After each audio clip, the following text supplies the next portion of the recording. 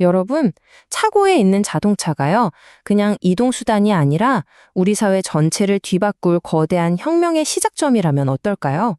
오늘 바로 그 미래에 대한 이야기를 좀 깊게 파헤쳐 보려고 합니다.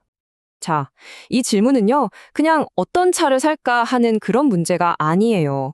지난 100년 동안 우리가 너무나 당연하게 자동차라고 불러왔던 것, 바로 그 존재의 본질에 대해 다시 한번 생각해보게 하는 그런 질문이죠.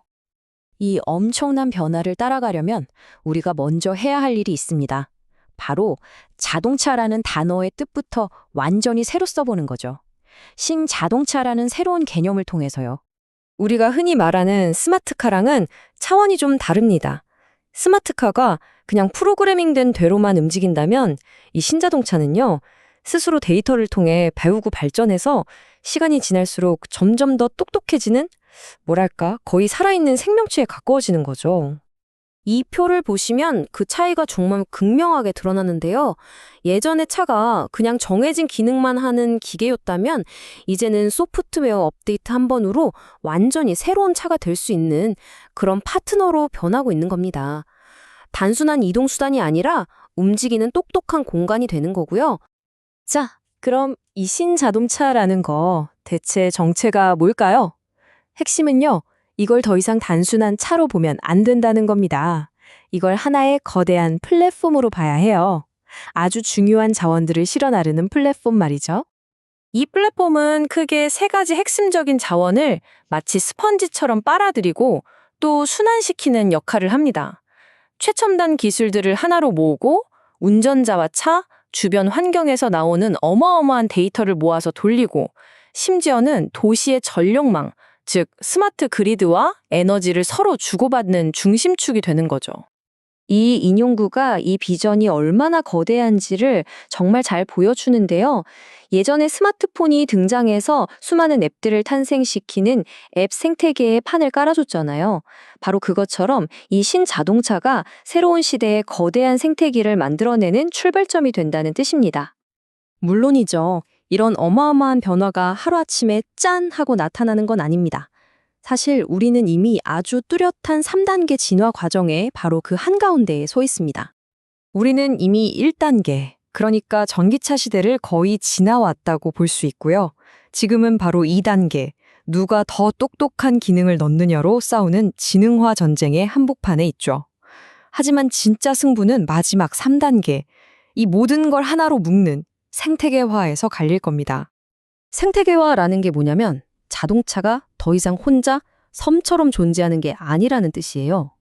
예를 들면 이런 거죠. 차가 도시 전체의 교통 시스템이랑 실시간으로 대화하면서 절대로 막히지 않는 길로만 쏙쏙 골라가고 주차하고 남는 전기는 다시 도시 전력망에 개팔아서 돈을 벌 수도 있는 거예요. 바로 이런 연결해서 어마어마한 가치가 만들어지는 겁니다. 자, 이렇게 모든 게 거미줄처럼 얽힌 생태계는 한 회사가 모든 걸 다 할 수 있을까요? 절대 불가능하죠.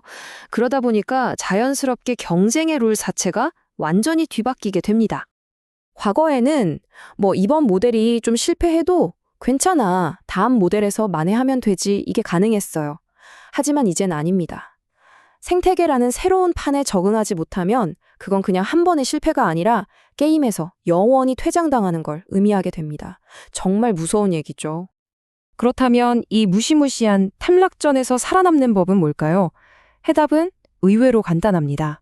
바로 1+1+1 모델, 그러니까 세 개의 다른 주체가 마치 한 몸처럼 움직이는 강력한 협력체계를 만드는 데 있습니다.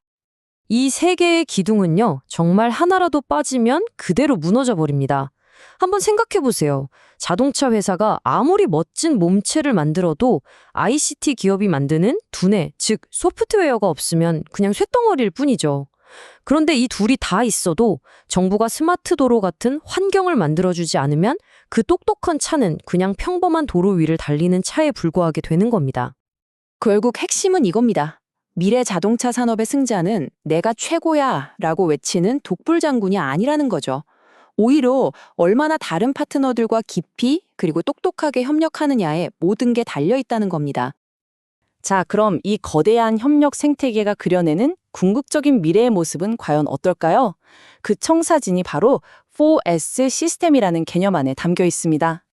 친자동차는 4S라고 불리는 이 거대한 통합 시스템의 가장 중심에 있는 핵심 부품이라고 할 수 있습니다.